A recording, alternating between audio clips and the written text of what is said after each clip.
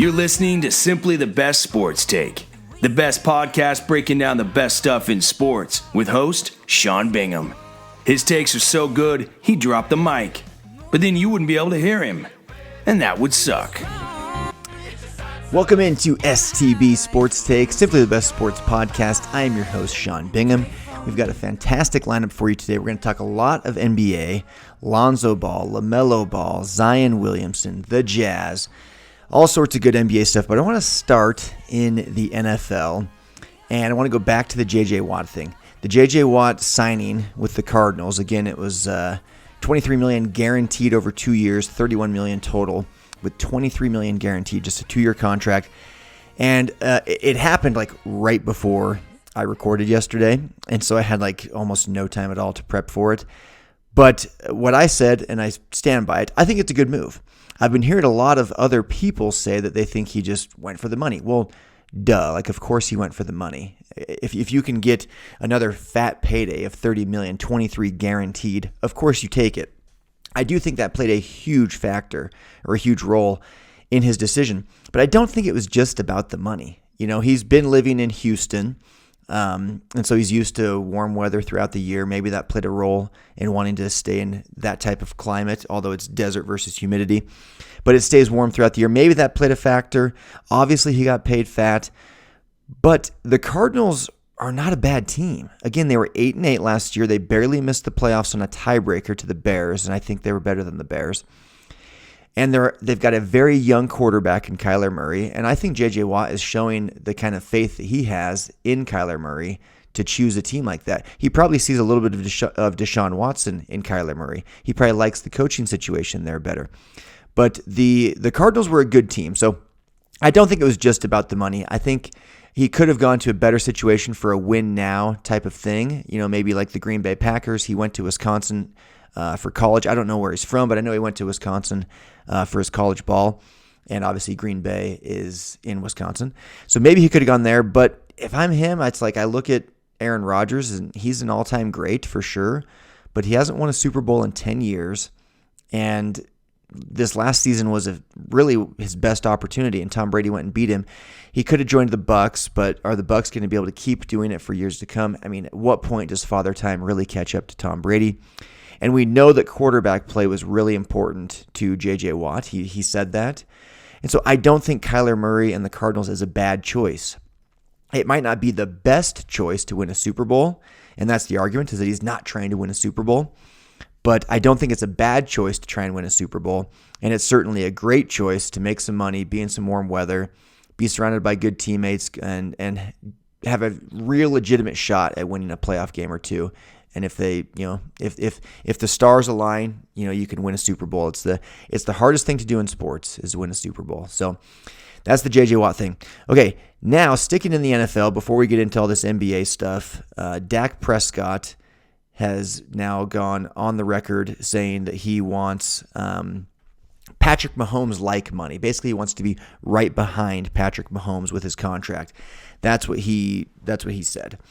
And then when I first heard that, I thought, dude, you have got to be kidding me. And then I looked up their stats, and you can take a look here for those on YouTube. You can take a look on the screen and just look at these stats.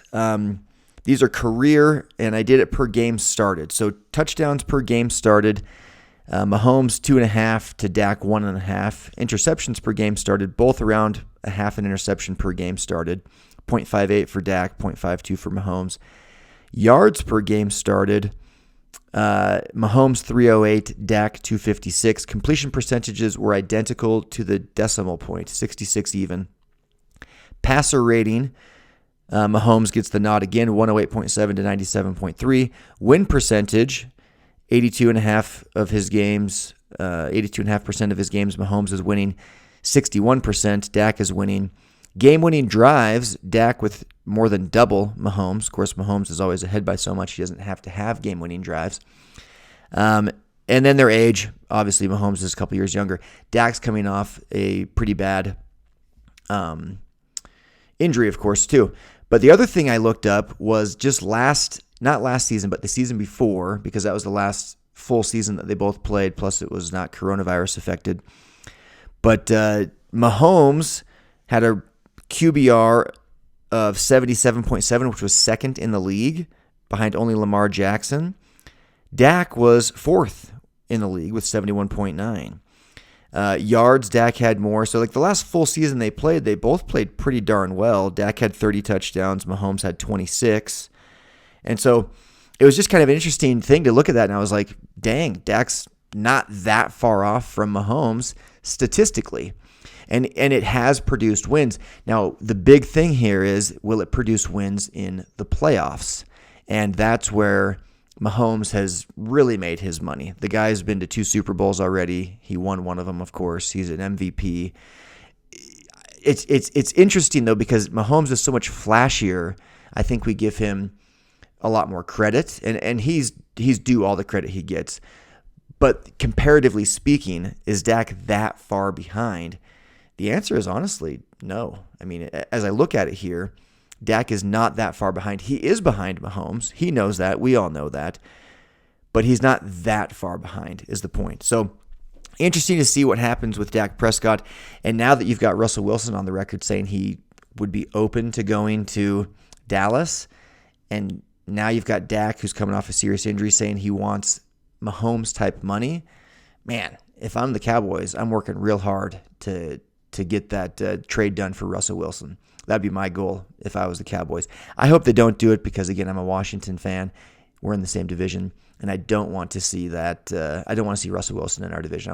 I don't want to face him twice a year. I wish he'd just come to Washington. Okay, moving now to the NBA. Excuse me. Okay, sorry about that. Jazz Pelicans. Big Jazz fan. And they played the Pelicans last night, and they're ahead for much of the game, and then they have an awful third quarter. They give up all sorts of points. I don't even remember what it was. It was 40-something points in the third quarter. And then they come storming back late, like real late. I'm talking like there's 3-4 minutes left, and they're down 15. Come storming back on like a 15-3 run. And I remember Donovan Mitchell has a chance for a go-ahead layup, and it's in transition. Go-ahead layup. He misses it with about 31 seconds left. Would have put the Jazz up by 1. So they were down 1, and he misses a layup. Rudy misses a tip-in, and the epic comeback falls short. So the Jazz lose 129-124, and they had a chance after that to score, and they were down 3, but there was still plenty of time where they could have got a bucket and then fouled and done that whole game. But instead they passed the ball a bunch, and then Conley forced up a 3, and it airballed, and it just didn't go well. But what's funny is that the Jazz actually played pretty well. Like the Pelicans just kind of played out of their minds. They shot way better than they typically do. The Jazz took 43 3-pointers last night, which is about their average for the season. But the Pelicans took only 11, and they won the game. So sometimes those analytics aren't all they're cracked up to be. The Jazz took 43 threes. They actually made 17, which is about 40%, which is really freaking good. And they still lost the game. The Pelicans, though, they shot 56.5% from the field, a 7-11 from 3, which is 64% almost. But when you only take 11, it's not as big of a deal. So Pelicans get the win. Zion Williamson had a monster game, 26 points, 10 rebounds, 5 assists. He did have 6 turnovers, 10 of 17 from the field. The kid's a beast, and he's going to be a superstar for years to come if he can just stay healthy, which we all hope and pray, of course, that he can. But the Jazz, they don't have to worry. They've dropped 2 of their last 3. You could argue they're coming back to the pack a little bit, which they are, actually. In fact, if I were to do my power rankings today, which I'm not going to, but if I were going to, I would flip-flop the Nets and the Jazz. I had the Jazz 1 and the Nets 2 as of 5-6 days ago. And today I would have the Nets 1 and the Jazz 2. It's a road trip. They've dropped 2 of 3, the Jazz that is.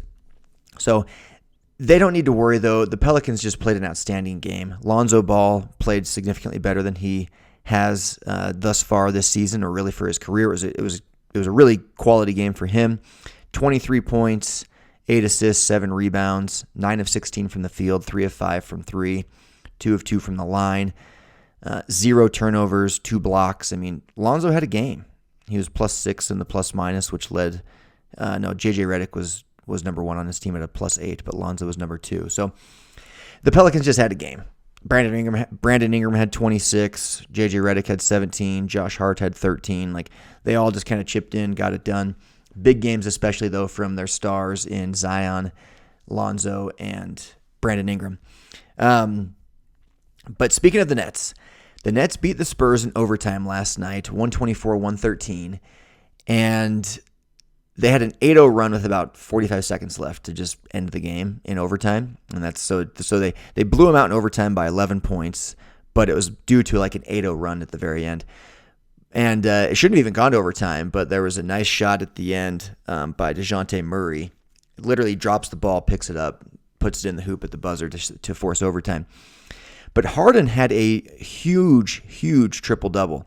And Harden is impressing me more and more and more. I've been one of his biggest critics. I think James Harden is clearly a phenomenal talent, but I've said for years now that he's not the type of player that can be the number one guy on a championship team. And I stand by that, and that's exactly why I'm so impressed by him and would actually, for the first time in my life, put him in the MVP conversation, because he realizes that. He realizes, hey, Sean was right. I'm not the number one guy on a championship type team. I need to take a little bit of a back seat, which he's been doing with Kyrie and with Kevin Durant. Durant has not played the last several games, but last night, James Harden, first player in NBA history to have this type of triple-double of 30-plus points, 15-plus assists, and 10-plus rebounds. He had 30 points, 15 assists, 14 rebounds, and here's the kicker that makes it NBA historical: 0 turnovers. 0 turnovers and a +16 in the box score, 30 points, 15 assists, 14 rebounds, 0 turnovers. That is incredible. That's a monster game from James Harden. Kyrie Irving had 27. So it's interesting, though, because the Nets have not played many games with all 3 of their stars. And so while right now it looks like they're just steamrolling the league, I still am not sure what to expect from them come, all 3 of these guys being in the lineup. Kevin Durant, Kyrie Irving, James Harden. Can they share the ball? Will they continue to share the ball? I think Harden is proving that he can. Kevin Durant, we already know can and has. Kyrie Irving's the big question mark for me. When KD comes back and KD needs 25 shots a night and, Harden needs his 17 or 18, because Kyrie is really the 3rd best player on the team. He really is. It's working right now because Harden is humble enough to just defer to Kyrie because Kyrie can light it up. And I think Harden knows, of course, that Durant is better. I think they both know that Durant is better. I think Kyrie would have a harder time admitting it. But anyway, I'm interested to see how they gel when all 3 of them play consistently. And they're going to need more and more reps together so that come playoff time, they're ready to win a 7-game series against a quality opponent with a lot of team chemistry. But man, James Harden, that was something to see him go for that type of a triple-double with no turnovers, because he's been talking himself about trying to cut down on his turnovers, and he definitely did last night. Okay, back to the Pelicans real quick. There was talk, and this may have been part of why Lonzo had such a monster game, but there was talk about, now for the second time in just the last few weeks, there's talk about the Pelicans potentially moving Lonzo Ball. And the latest I'm hearing is that, there's not enough time before the March 25th trade deadline, though I don't really understand why. That's 3 weeks away. But that's what we're hearing. But there's talk of them moving him to surround Zion with higher quality opponents. The thought is that Zion is a once-in-a-generation talent, which he is, and they don't want another Anthony Davis. They don't want to have a guy that is just outrageously talented, can drag a team to the playoffs, only to lose in the first round, and then want out and eventually go and win a title in his first year with another team. The Pelicans don't want that. They've read that book. They've watched that movie. they don't need to see it again. And I'm convinced that they are going to do everything in their power to surround Zion with quality teammates. And I don't think they see Lonzo as that type of guy. And Lonzo, he's a solid player. He's a solid starter in the NBA, but he's a really good trading piece if you want to go out and get another superstar.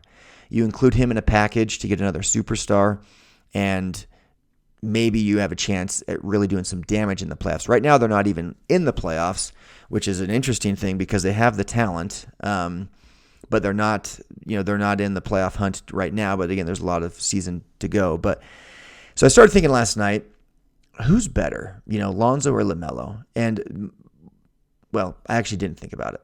LaMelo's already better, but Lonzo had a great night last night, and LaMelo also played last night and also played really well. And we're going to get into Lonzo versus LaMelo here in a second. But LaMelo played the Blazers. So the Hornets played the Blazers, which is, of course, a matchup of the Melos. Carmelo Anthony, LaMelo Ball.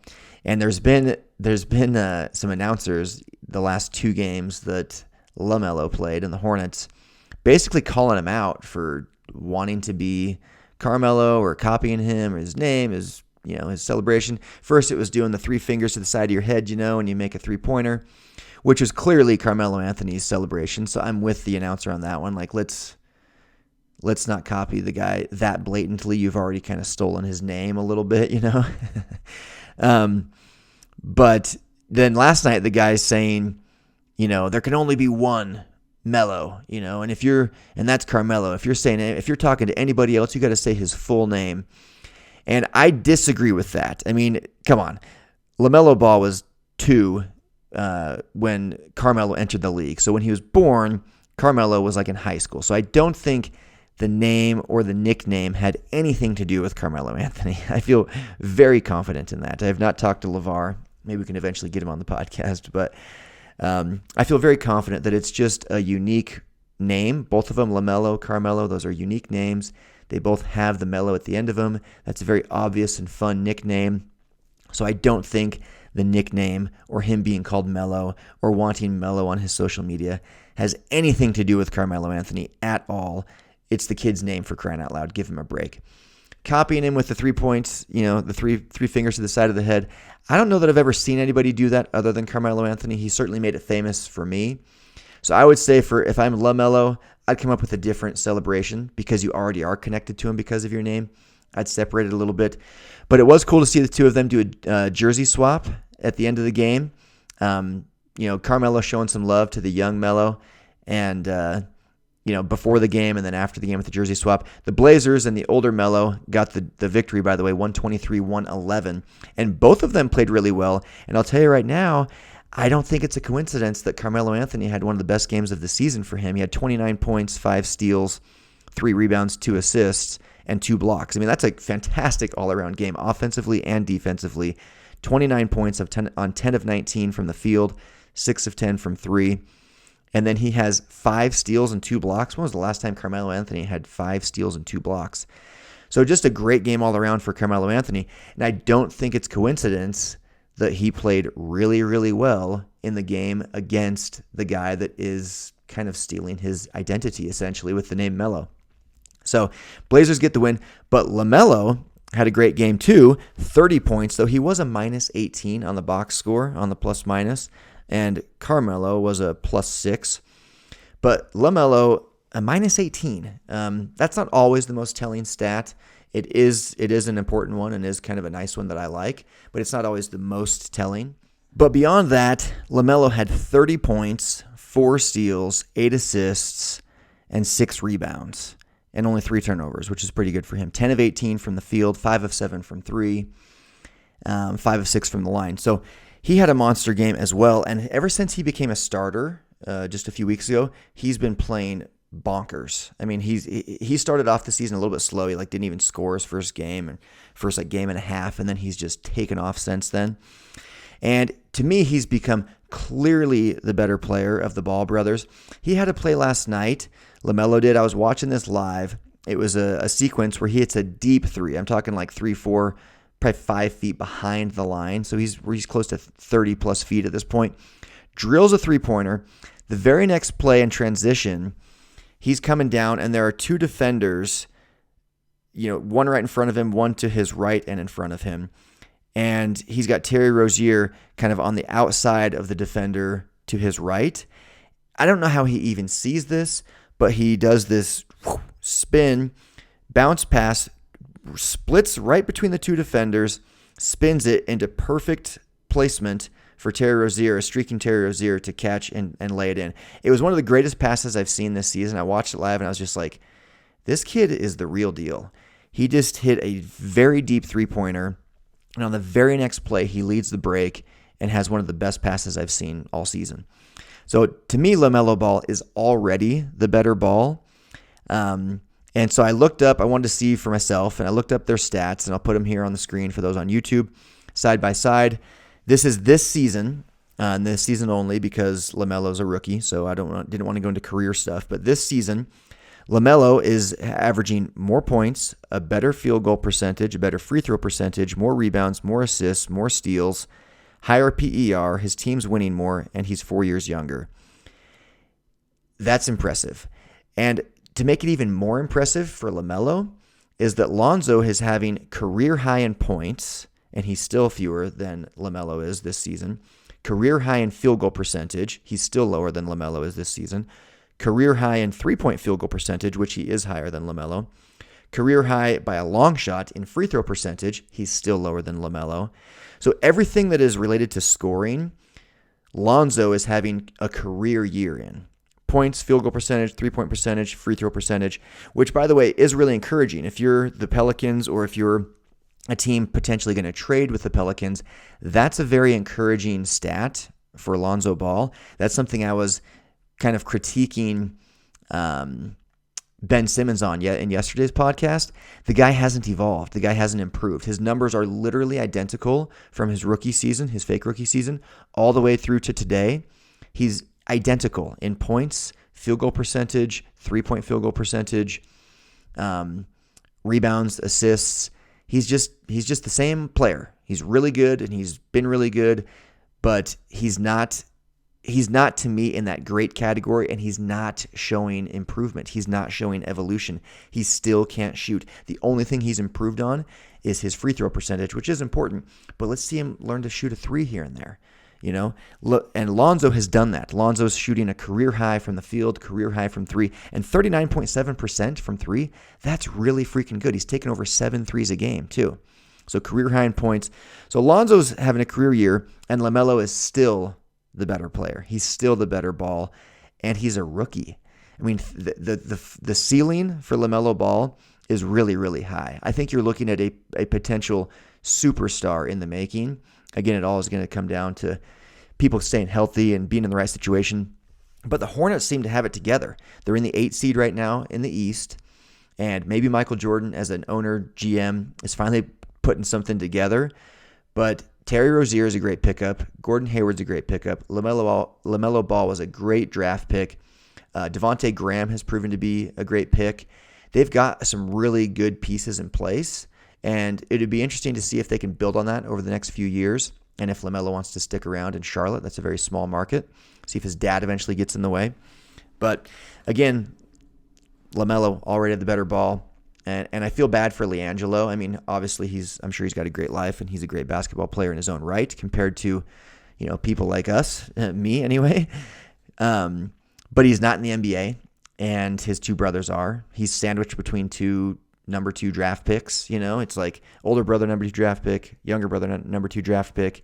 Both of them are starters. Both of them are bona fide starters, and one of them has the look and feel of a superstar in the making. That's LaMelo, and then LiAngelo's just kind of left out of the league. So feel for that guy. But okay, last thing I wanted to touch on today. It is the anniversary of Wilt Chamberlain scoring 100 points. He did it against the Knicks in 1962 on this very day. And that's impressive. I get it. 100 points. Yippity-doo. But I've always said, and I remember it like it was yesterday, when Kobe Bryant scored 81, I instantly said, and still to this day feel very strongly, that is the most impressive offensive game in the history of the NBA. Kobe Bryant's 81 is more impressive than Wilt's 100. It's more impressive than Jordan's 63 in the playoffs, although that one's right there because it was against a far superior team and it was in the playoffs. But 81, and so here's the side-by-side. Again, if you're on YouTube, check it out. Kobe scores 81, Wilt scores 100. And a very interesting stat to think about is the percentage of your team's points. The percentage of your team's points that you scored. Kobe scored 66.5% of his team's points that day. Wilt only 59. Kobe took fewer shots to get to his 81. He shot a higher percentage from the field at 60. So Kobe was 28 of 46 for those that are just listening. Wilt was 36 of 63. Kobe 61% from the field. Wilt 57. Three-pointers weren't a thing in Wilt's day. He wouldn't have taken any anyway. But Kobe was 7 of 13, which is 54% from three. 18 of 20 from the free throw line, which is 90% exactly. Wilt was an impressive 28 of 32, which is 87%. Wilt had an astounding 25 rebounds to Kobe's 6, both of them with 2 assists, and both of them got the dub. The 25 rebounds to go with 100 points and no foul line or no three-point line and 32 foul shots, all of that just screams to me a total lack of legitimate competition for Wilt Chamberlain in 1962. I don't want to diminish 100 points. I don't want to do it, but I'm just going to be real. If you're scoring 100 points, shooting 60% practically, and you're taking 32 foul shots, which means guys can't stop fouling you because you're so big and dominant. And it's not like they were fouling him on purpose because he sucked at free throw shooting. The guy shot 28 of 32. So they're just fouling him because they don't know how to defend him. They're not good enough. And then you get 25 rebounds on top of that. I'm sorry, that just screams to me that there was no real legitimate competition back then. And if you look at the film kind of backs up that theory. Kobe, on the other hand, was going up against today's athletes, like legitimate competition, the best athletes in the world, with no discrimination keeping guys out of the league or anything like that. Kobe was up against stiff competition. The Raptors weren't the greatest team ever, but they're a good, solid NBA team in today's league. And he drops 81. 81. So to me, Kobe, may he rest in peace, has the most impressive offensive game in the history of the NBA, ahead of Wilt Chamberlain's 100 points. That is all the time I have for today. Thank you for subscribing. Please subscribe on YouTube. Please subscribe on Anchor and Apple Podcasts and wherever you get your podcasts. And if you go to anchor.fm/STB Sports Take, you can record an audio message and I can feature it in an upcoming episode. So you can ask a question, you can give me your hot take, whatever you want. So submit one. That is all I have for today. I am out. Peace. Thanks for hanging with Simply the Best Sports Take.